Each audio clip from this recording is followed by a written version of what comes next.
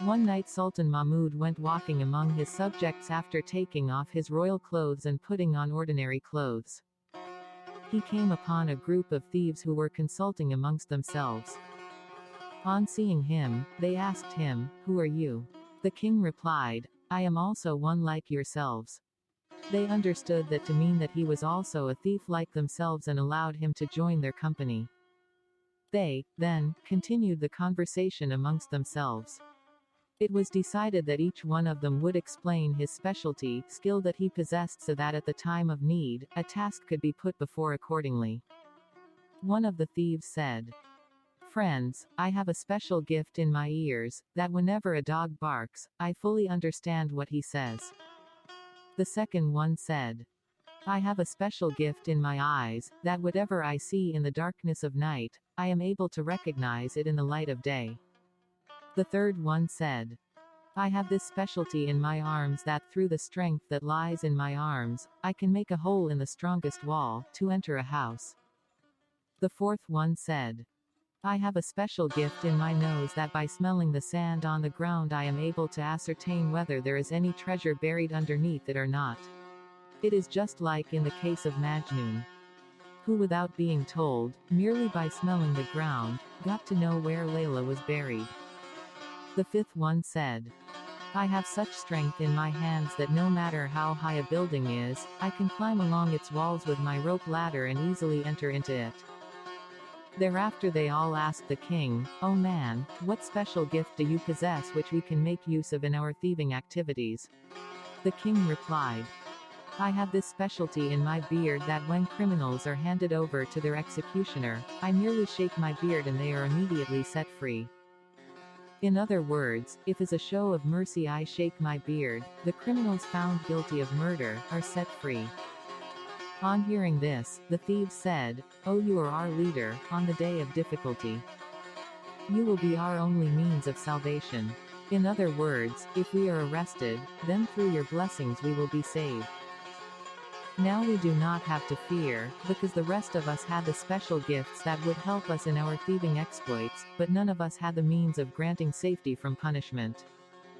This specialty lies only with you. Now we need not have any fear of punishment. Now we can get on with our work." They all went in the direction of the palace of Shah Mahmud with the king in their midst.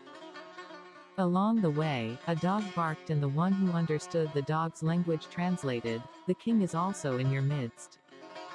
Although they heard it, no one paid any attention to this information, as their greed was uppermost in their minds.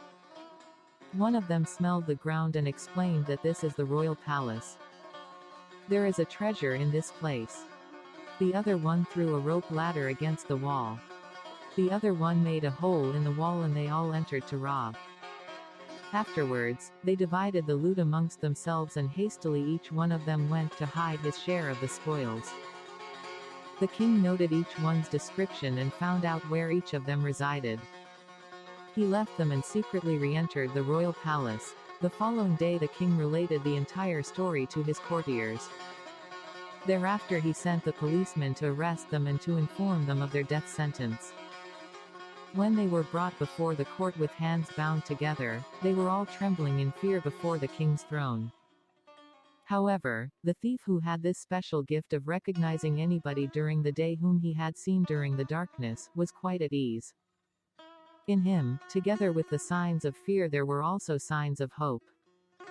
In other words, although he was struck by awe while standing before the king and although fearing the king's wrath and revenge, he also had the hope that the king would be true to his word. That when in mercy he shakes his beard, criminals will be set free.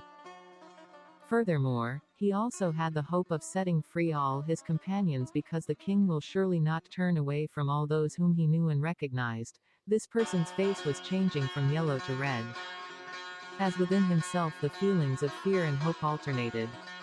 Sultan Mahmud, in kingly dignity, passed judgment that they all should be handed over to the executioner to be hung on the gallows. As the king himself was witness to their crime, there was no need for any other witnesses. As soon as the king announced his judgment, this person appealed in great humility. "Sire, with your permission, may I say something?" The king permitted him to speak, and he said, "O master, each one of us had exhibited his special gift which helped in this crime. Now, it is time that the kingly specialty should be exhibited according to the promise. I have all the while recognized you. Remember, you promised that in your beard there is this specialty, that if you cause it to move in mercy, the criminal will be saved from punishment.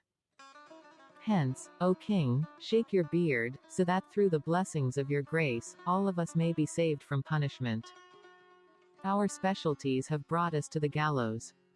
Now it is only your special gift that is left which can save us from being punished. Now is the time for the exhibition of your specialty. Kindly shake your beard. Because of fear, our lives have reached right up to our mouths. Please save us by the special gift that lies in your beard." Quote.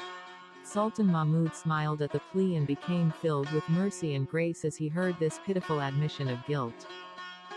He said, "Each one of you have exhibited his special quality to such an extent that it has brought you to the brim of destruction, except in the case of this one. He recognized me as the Sultan. He saw me in the darkness of the night and recognized me as the Sultan. Hence, for his having recognized me, I set all of you free. I feel ashamed at those eyes which recognized me not to shake my beard and thereby exhibit my special quality.